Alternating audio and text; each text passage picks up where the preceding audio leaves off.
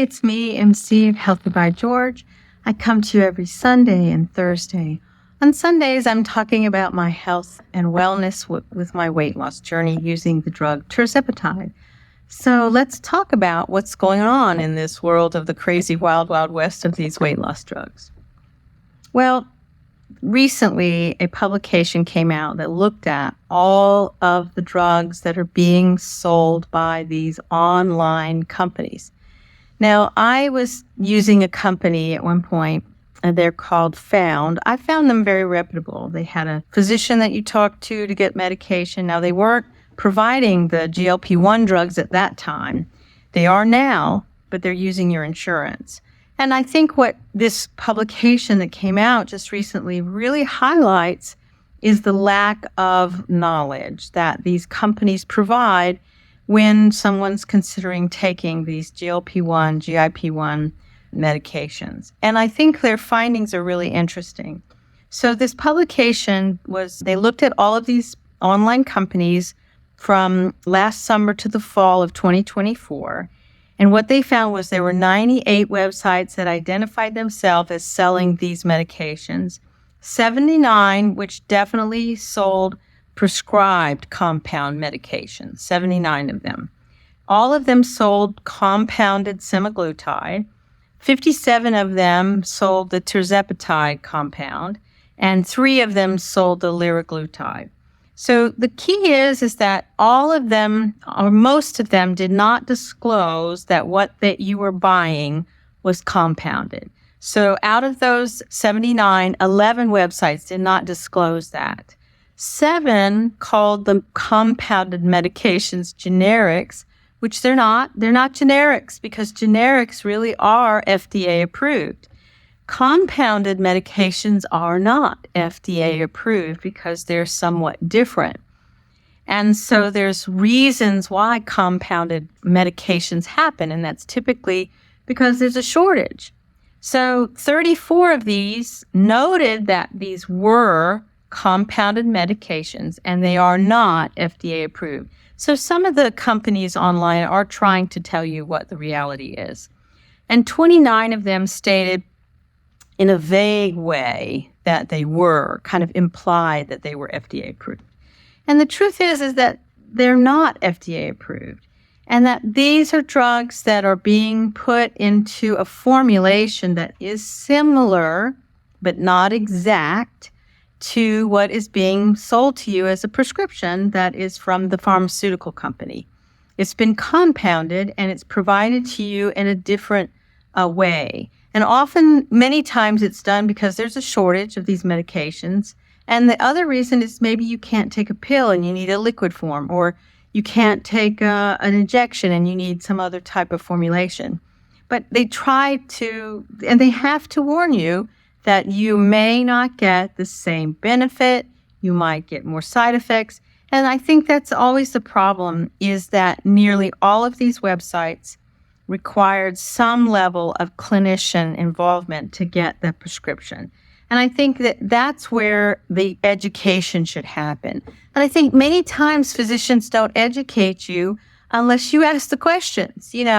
There's basically, not being, I don't think they really go into education like nurses do. I think it's a different approach that medical doctors have. I think if you're a nurse practitioner or a nurse describing something, you are really trying to look at a person holistically. I think many times MDs are going to talk to you in a generality because they feel like if they tell you about the side effects, that maybe that's going to make you more prone to have side effects. I don't know. It's hard to get into somebody's head. But the truth is that when you're taking a compounded drug, there is a certain risk. There is a risk that these don't have as much efficacy. They may not have as much safety. There can be some differences in how they are compounded. So there can be some challenges because there can be contaminations with the compounding process. So that's why it's always important to find out what the compounding pharmacy is that's providing this, and have they been, checked? Do they have, checks and balances? Do they have a good record of providing compounded drugs? You know, I wish that these medications were not as complicated to get. I feel very fortunate that I've been taking my drug for about a year and a half. I'm down, almost 50 pounds. I haven't been losing as much weight. I'm kind of at a status, but I've been having kind of the stomach bug that is not easy to deal with. And so I'm coming out of that. And so I'm trying to get my gut regulated. There's nothing worse than your gut that doesn't work. Getting your gut back into its, into it and how it works and it feels settled is not simple after you've had a little bit of a bug that's kind of giving you the hard time. So I think that as we are, wanting to get access to these drugs, it's easy to be misinformed by some of these online companies. Yes, it gives us access. Yes, it makes it easier. Yes, some of them do provide it at a less expensive cost. But I think patients, we need to come in asking the questions. We need to get a full disclosure of what it is that we're taking as far as this medicine is concerned. Because it's hard. I think there's such a perception that this is the golden drug for your weight loss. And I think that it's been seen that when people who have tried these drugs initially don't do well and they stop. They stop for two reasons. One, either the cost is prohibitive, or two, they really weren't educated well enough to deal with the side effects or the fact that you're injecting yourself or whatever the complications are around taking medication. So, we need to have better education around these drugs. And what I think is critical, because we're learning that these drugs really have a bigger benefit beyond just the fact that they do have, weight loss components. They also have the ability to lower people's hemoglobin A1C for diabetes and make it less dangerous to be a diabetic. It also has this amazing cardiac kind of preventative component. They did a study just recently in people who've had a stroke, and they put them on one of these drugs. I think it's the daily dose, and it helped prevent the second stroke that so often happens when someone has a first stroke. And the more and more we think about our cardiac risks, this is a big deal because most people die from a heart event. That's the number one cause of death.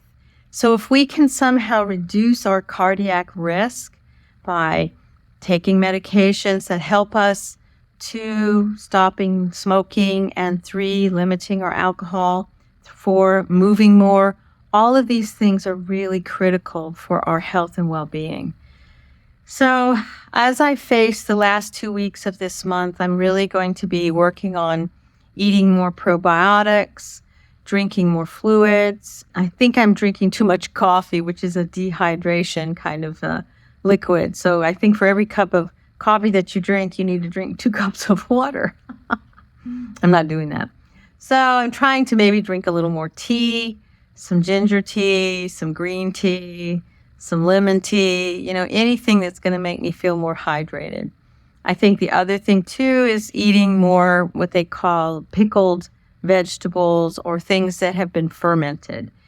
Fermented types of vegetables and foods. I wish I liked kimchi. I don't. It's too spicy for me. It's not, I don't know. Spice and me sometimes don't get along. I like some spice, but at a very kind of like low level. And kimchi is really spicy. So, but definitely the fermented foods definitely is something to consider including in your diet, eating more fermented foods. Perhaps I'll do an episode on that next time because, trying to find fermented foods is not so easy. I think my family used to put radishes or some type of, I think it was radishes, pickled radishes. My family would do pickled radishes, and those are pretty decent. I like those. That's, with a little bit of sea salt on them. They're really yummy. And I do love pickled cucumbers. Pickles, oh my gosh, give me a pickle any day. But I don't know if those are really considered fermented. So, be well, my friends. If you're on a weight loss journey, just embrace that it's a one day at a time thing.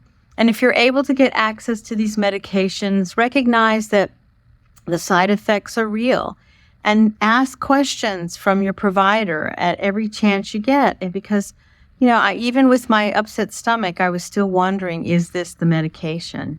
Because it was kind of so overwhelming, So I am always a little bit concerned about that because I've been on the drug now for 1.5 years and I'm at the 7.5 milligrams. I would like to lose a little more weight, because it's healthier for me and my small frame, but I'm just going to keep plodding ahead, doing what I can. I'm going to go to one of those companies that scans you for your muscle to fat ratio so I can have a better understanding of that. And I'm working hard to help my hip. My left hip has a lot of arthritis recover. So I may get a steroid shot or at least get some guidance on what I can do for my left hip. So be well, my friends. We have this one precious life. Let's live it intentionally. Let's live it with the focus that we want to thrive and grow older with more function, both for our brain and our body. Check me out every Thursday and Sunday, and think about subscribing. I'd love to see you here. Bye-bye. So thank you so much for joining me at Healthy by George. I hope you found the information inspiring and that it encourages you on your wellness journey. Because remember, your body, your well-being are a most precious gift, and every tiny action taken daily can make a huge difference. I hope the information here is educational purposes and is not meant to replace your medical care.